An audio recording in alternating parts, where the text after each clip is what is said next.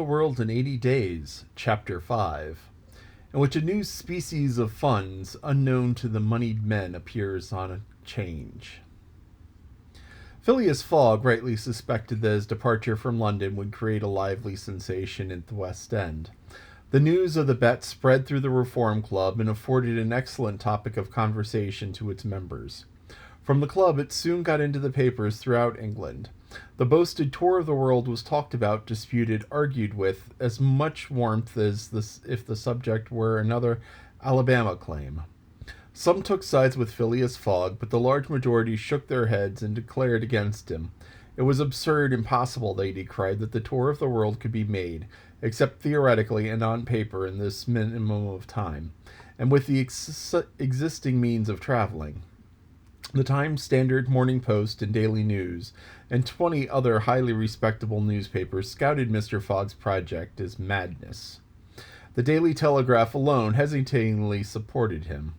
People in general thought him a lunatic and blamed his Reform Club friends for having accepted a wager which betrayed the mental aberration of its prosperer. Articles no less passionate than logical appeared on the question, for geography is one of the pet subjects of the English, and the columns devoted to Phileas Fogg's adventure were eagerly devoured by all classes of readers. At first, some rash individuals, principally of the gentler sex, espoused his cause, which became still more popular when the Illustrated London News came out with his portrait, copied from a photograph in the Reform Club. A few readers of the Daily Telegraph even dared to say, "Why not? After all, stranger things have come to pass." At last, a long article appeared on the 7th of October in the Bulletin of the Royal Geographical Society, which treated the question from every point of view and demonstrated the utter folly of the enterprise. Everything it said was against travelers, every obstacle imposed alike by man and by nature. A miraculous agreement of times of departure and arrival, which was impossible, was absolutely necessary for his success. He might perhaps reckon on the arrival of trains at the designated hours in Europe, where the distances were relatively moderate. But when he calculated upon crossing India in 3 days and the United States in 7, could he rely beyond misgiving upon accomplishing his task? There were accidents to machinery, the liability of trains to run off the line, collisions, bad weather, and the blocking up by snow were not against Phileas Fogg. Would he not find himself, when traveling by steamer in winter, at the mercy of the winds and fogs? It is uncommon for the best ocean steamers to be 2 or 3 days behind time, but a single delay would suffice to fatally break the chain of communication. Should Phileas Fogg once miss, even by an hour, a steamer, he would have to wait for the next, and that would irrevocably render his attempt vain.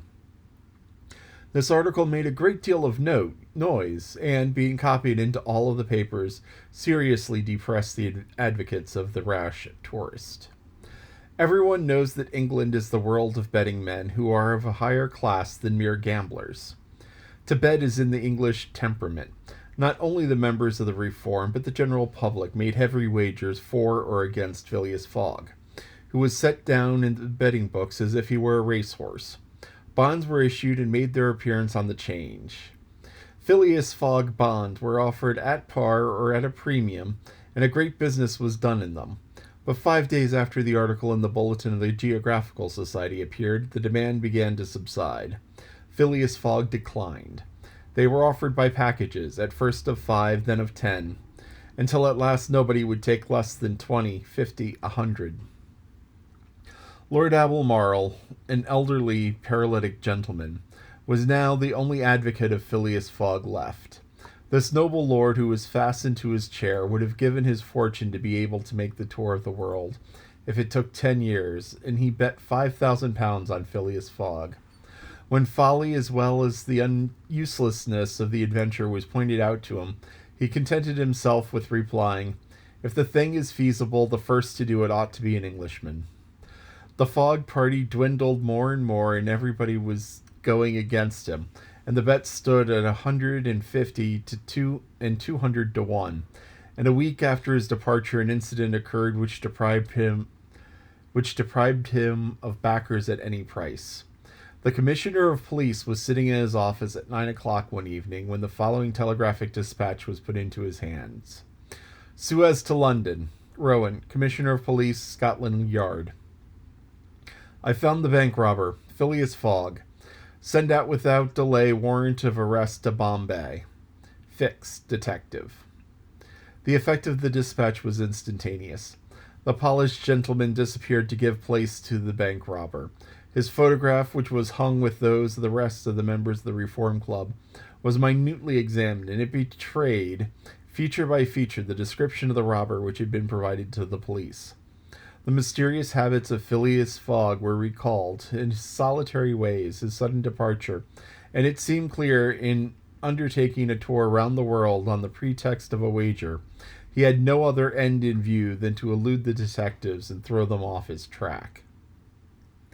This is the end of chapter 5. So, now we know that Phileas Fogg made it to Suez, which is in Egypt. The Suez Canal is a major canal. It connects the Red Sea with the Mediterranean Sea. And it allows trade from India and China to bypass going around Africa to get to Europe. See, and the Suez Canal is a kind of different canal than most canals. Most canals have locks. The Suez Canal doesn't. So essentially what they did was they dug a river through Egypt. And it turned Africa into an island.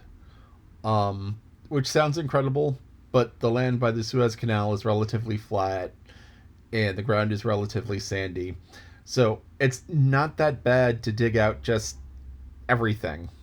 And that's what they did. And recently a ship was stuck in the canal. The Ever Given. It turned sideways, and because these cargo ships nowadays have gotten so big, it was longer than the canal is wide. It's huge. Ship's absolutely huge. Anyway, so people were betting on Phileas Fogg making it or not making it. And they were giving different odds. And they were trading it like a bond, which is kind of an interesting way to do things. So the way a bond works is you give me money now and I give you more money later. And so it's like you give me $80 now and I'll pay you $100 in a month or a year or whatever. And so that's the pair price of the bond. So it's 80 or 70 or whatever. And so they set this bond of Phileas Fogg returning. And if Phileas Fogg makes it in 80 days, the bond pays out so much money. Bond pays out, let's use an even number, $100. So it pays out $100 if he returns. Pays out nothing if he doesn't. And people were selling this bond for different amounts of money. Now, if it were an even money wager, you would pay $50 and you would get this bond that pays out $100 or nothing. But then people were selling this for $1. So you spend $1 to buy this bond, and if Phileas Fogg makes it in 80 days, you get $100. And then it was even lower than that, and then people weren't even buying it. And everyone's like, yeah, everyone was thinking that Phileas Fogg wasn't going to make it. And, so here you have Fogg, who bet all of this money, half of his fortune, at even. And you have other people who are like 100 to 1, 200 to 1, 300 to 1. Hopefully they share their generosity if he wins, but we'll see. That's the end of chapter 5.